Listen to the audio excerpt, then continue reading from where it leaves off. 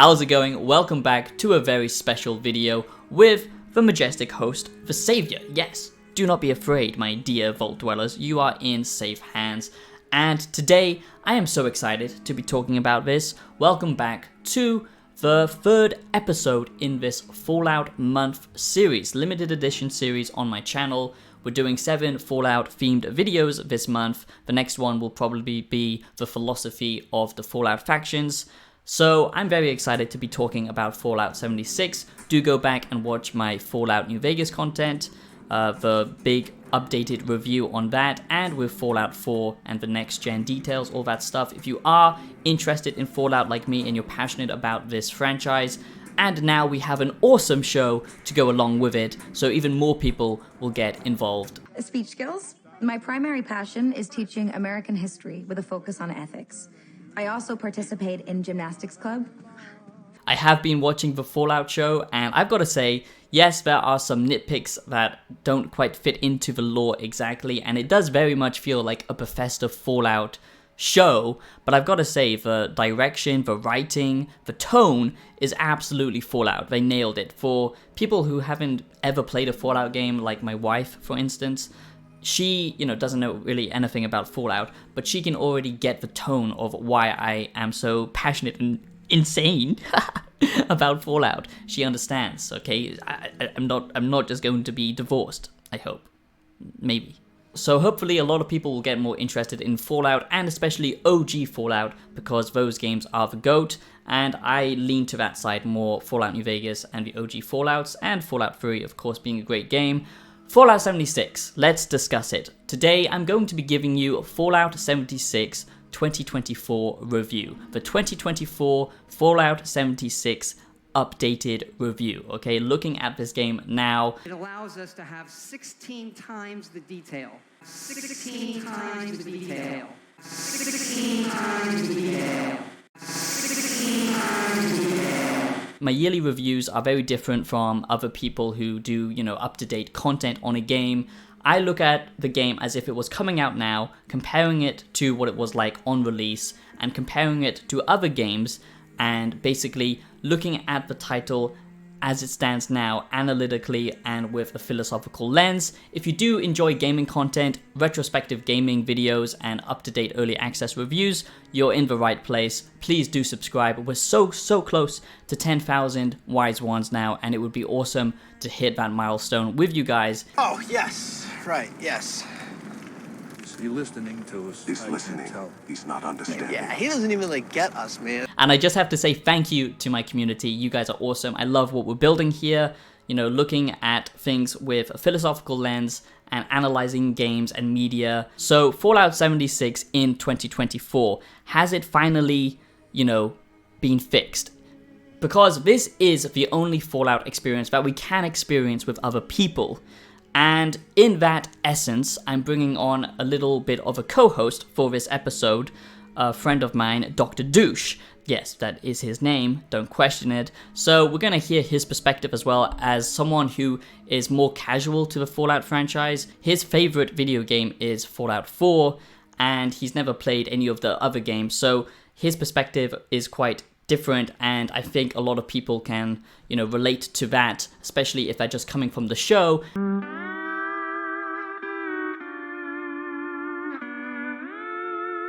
And they want to have that Fallout experience in multiplayer, because Fallout 76 is the only Fallout multiplayer experience that we can have. And, I'm passionate about anything related to Fallout, because Fallout as a universe is so interesting, because it's the only, most games don't have good quality writing or interesting stories, or it's very narrative focused and direct with its storytelling, and Bethesda Fallout games are a little bit like that, where it's very direct and one note. But what's so special about Fallout, the original Fallout and New Vegas and stuff like that, is how nuanced it can be. The moral gray zone, where you stand as a person, having and sharing ideas with people, different tribes, and understanding their ideology and their philosophical backgrounds, and navigating through that. That's what makes Fallout such a unique world. And then on top of it, it's the aesthetic, of course, of this futurism 1950s that got nuked, and it's the idea of the 50s, what the future would look like. That's what Fallout is. It's come to life, and just their whole alternative history, how transistors weren't invented and everything is bulky and the technology is crazy, the robot design, everything about Fallout is very interesting to me. And I think you will enjoy his perspective as well as mine, so it balances out this conversation looking at Fallout 76 as a multiplayer experience, if it's worth it or not. Is Fallout 76 worth playing in 2024? Should you play Fallout 76 in 2024? We're going to talk about all of that, the pros, the cons, the gameplay as it stands now, the darker side to Bethesda, and what has happened to the Fallout franchise with this game. But I hope you do enjoy this one, and like I said, please do subscribe and support an independent creator by dropping a small donation or checking out my music on Spotify. If you like cyberpunk style music, you will like that, I'm sure. But just support me in any way that you can. That's how I can keep doing this, and I'm really trying to push this channel and dedicate all of my time to it, going full time, so I would appreciate it. Here is my fellow wise one, Dr. Douche. Well... Sorry, don't call me a wise one. Well, you're subscribed, aren't you? I suppose I am, yeah. I'm a small-time creator. Hence the background. And I am a very failed, unpublished author. So now, here I'm joined with Dr. Douche, and we're going to discuss Fallout 76 from a multiplayer perspective, because we did play this game together. And like I said, Dr. Douche is coming from a different perspective of the Fallout franchise fandom, so it's going to be quite interesting to hear his thoughts on 76 and where Fallout 76 is now currently in 2024. So let's find out. What did you think of Fallout 76 in general, from obviously release to what it's like currently? So I played it when it first released, and it was just rubbish. Complete broken. Well, of course, everybody knows. It became a real sort of meme on the internet. Just a janky pile of 16 times rubbish. the detail. And I have to say, I was pleasantly surprised. They'd fixed a lot of the problems that was wrong with it by like adding NPCs was like the major Right, that was the major big thing. Wastelander update or whatever it was called. So That's right. Yeah. as it stands now, Fallout 76 in 2024, they've added 18 major updates, so it's quite a significant amount. Obviously, I wouldn't say they've done a full No Man's Sky recovery, but it does seem like they're actually putting in the effort. And if you look at the Steam statistics, the player base for 76 is pretty much stayed consistent. And I think we'll just quickly talk about that, because when we tried it out, we did encounter some other players, and surprisingly, they were super kind of welcoming and giving us free supplies and stuff like that. So that's quite cool.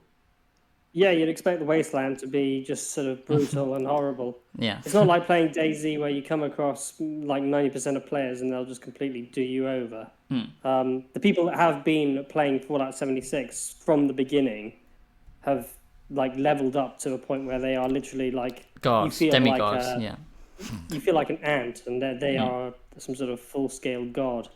Right. I remember being in a level 50 battle, and pretty much I was just there playing away with my hunting rifle when I was probably level 4 or 5 or something. So when Fallout 76 first came out, actually the leveling system was kind of scuffed. So if you were playing with higher level people, it wouldn't always translate that well. But now they've done a lot better. So if you're level 60, you'll be getting level 60 enemies. And if I'm level 5, I'll be fighting level 5 enemies. So you can actually take part in some of the more interesting events and basically be carried. And obviously the later content is more interesting. So you did mention the recent update where they added NPCs. Do you think that's enough to actually make Fallout 76 worth playing in 2024? Or it still feels like, you can't really have impact on the NPCs. You can't really choose if they live or die. And that's kind of the whole point of Fallout, is having that choice and consequence. Yeah. So what do you think about that? I don't know. It's a bit of a mixed bag, really. I guess in a way, if you go in with the mindset that it's not your traditional Fallout game, and that it is more of a sort of multiplayer game set in the Fallout universe. Yeah, gallery shooter, I would say. Kind of a gallery shooter, yeah. Or base building, actually. They've made the base building quite extensive. But it's very grindy, that's the only problem, to actually get to the good base building stuff. Grindy and microtransaction-y, and that's we'll get to that point later. Still my main critique of it. Yeah, I'm sure we'll get to that later. In terms of the updates, they've definitely it's a completely different game from when it first started. Like you said, it's not like full No Man's Sky level sort of recovery, but it's changed to the point where it's actually a good time. To be fair, the main story is actually quite interesting, and it takes you down a different direction. Whereas Fallout 3 and Fallout 4 stories, the sort of the core story, Bethesda Fallout, yeah, they are almost identical. Yeah. I mean, in Fallout 3, you're looking for your dad. Fallout 4, you're same looking with for your the son. show, yeah, pretty much. Yes, I know. Yeah, it's a shame in the way that they've kind of done with the show. Before in 76, you were mostly listening to robots or audio logs, and that didn't really translate well to the multiplayer format because obviously you're playing with your friends and you're talking to each other, so it's quite hard to get immersed in the world when you're trying to listen to an audio log and then Dr. Douche is like singing about goddamn leather belts or something. Insert meme here. Try and look at the camera more as well. You're not that much fun. Just don't be like autistically glancing everywhere. To some degree, yeah, it's more nuanced than Fallout 4. But as someone who is primarily a Fallout 4 player, how would you say, because it's still using the core bones of Fallout 4. So from, you really enjoyed Fallout 4, right? Like that's your favorite. Yeah, I got into Fallout 4 big time when it released, and I sunk quite a lot of hours into it. As the years have gone by, and I've played Fallout 3 again, and recently just started playing Fallout New Vegas, I can see all of the criticisms of Fallout right 4 and why people were a little bit bummed out, basically, after a few months. But in terms of, the way that it's...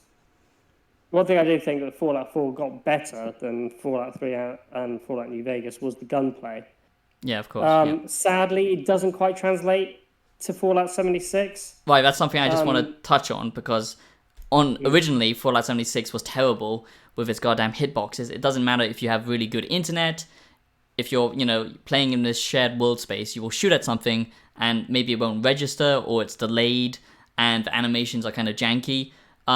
In 2024, it's much better. So when you shoot an enemy, they actually react and it's got some, nice feedback to it and it's not super laggy or delayed anymore. Of course, it's still very much a bugfester game to some degree because there are still a lot of bugs in it, but it's not like crazy how it was before. So they have definitely done a good job on making it feel better, especially with the gunplay. So, but yeah, it's gotten better and better. It's still a bit laggy though. There's no denying that it doesn't have the same instant connection kind of feel that you would get with Fallout 4. And also you have to remember that this is a online experience, so you will get very bullet spongy enemies, whereas like if you were playing in Fallout 4, if you shot a bandit in the head, most likely his head would explode, but because you're playing like a leveled game, so if you're fighting an enemy that's higher level than you, expect it to be very spongy, but pretty much the gunplay is consistent on par, at least with Fallout 4, so I would say they did a good job with that. But let's quickly talk about the questing in 76. Because I feel like what they do best at is for exploration. Like the map is actually interesting. Like when we were playing together, it felt like, oh, we're actually in this shared Fallout, universe together. That was a cool feeling when everything was working and just going off and exploring. And you can now meet actual NPCs that will, talk to you, and you can actually have a dialogue with them and even make decisions together at the end of a quest arc, which is pretty cool. It's like a voting system. But let's just quickly talk about some of the quests and like exploration and loot. Like how did you feel like it was leveling up and like doing a quest together in 76?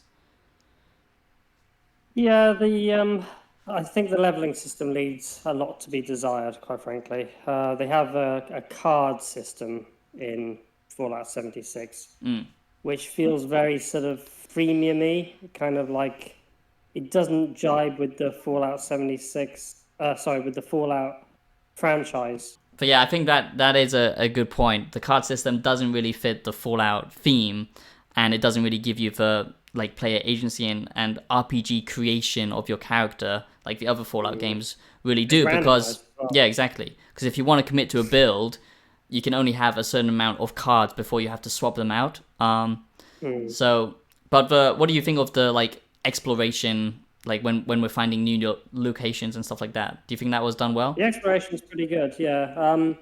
I think one thing that's sort of a bit of a shame in a way, though, is that you're able to see the sort of whole map in like full scale color, which is I think the first time they've ever done that in a Fallout game, unless obviously you're using like mods and things. Because normally you just be able to see it on your Pip-Boy, but with Fallout 76, you know, you press options or whatever it is on your PC or console, and you can see the whole map, which in a way I think kind of takes an element of mystery away from it.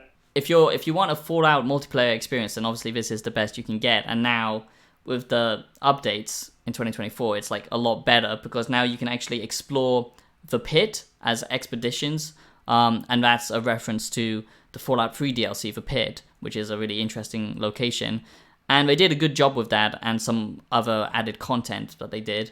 But the problem is, like, a lot of the missions in these, like, added, like, quest, you know, locations is it's usually just, you know, go here, clear out a bunch of enemies and stuff like that. But when they did add the NPCs and stuff like that, sometimes the quests would be more nuanced. Like, you would actually have to, you know, it's like a simple choice. Like, do I help the bandits or do I, you know, complete the quest that I was originally going to do for this person? Stuff like that was pretty cool to see. But it does boil down to you explore an area, there might be some loot, but mostly you just shoot or kill whatever's in that location.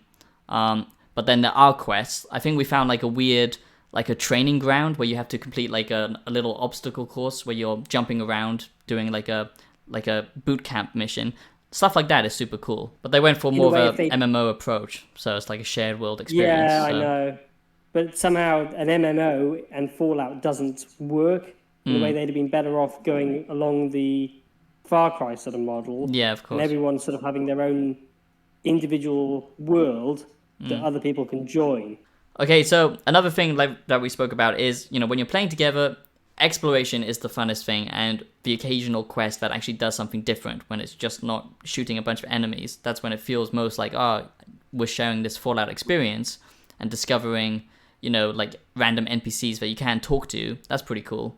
But one thing that you have to understand is this isn't really an immersive Fallout experience if you're into that side of thing, because you will be stumbling upon a lot of player bases. And some of these player bases are just, you know, batshit. You know, they look like something that was ported from Minecraft or something, which is quite cool and impressive to some degree. But it's just like, you know, you can tell that this is just a player-made location, and it stands out like a sore thumb. And there's a lot of weird shit you can actually buy now with microtransactions. So I think we'll just quickly talk about microtransactions. So they have this thing called Fallout First, which is a paid subscription thing. And it's pretty insane how much they charge for some basic cosmetics. There might be a lot of people jumping in now because of the TV show, and you do get some free cosmetics from the TV show if you want to play Fallout 76 in 2024 now after the show. But yeah, what is your view on like how they handled microtransactions and if it's got any better or worse in your opinion? I suppose at least with the model of the subscription, if you're somebody who's going to be playing it like that's your main game and that's all you're playing with your friends, yeah, I can just about say, you know, maybe you get something out of it. Yeah. But in terms of buying individual items,